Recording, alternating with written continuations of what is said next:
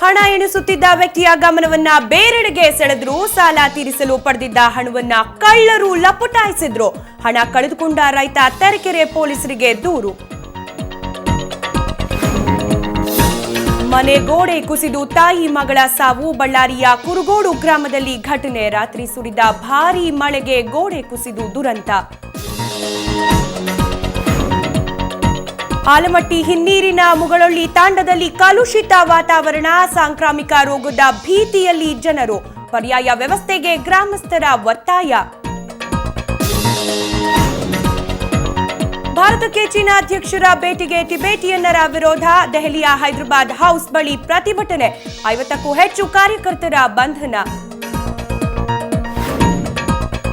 Real star ಉಪೇಂದ್ರಗೆ 46ನೇ ಹುಟ್ಟುಹಬ್ಬದ ಸಂಭ್ರಮ. ಒಪ್ಪಿಗೆ ಬರ್ಡೇ ಶುಭಾಶಯ ಕೋರಿದ ಹ್ಯಾಟ್ರಿಕ್ ಹೀರೋ. ಶಿವಣ್ಣರಿಂದ ಒಪ್ಪಿ 2 ಟೀಸರ್ ಬಿಡುಗಡೆ.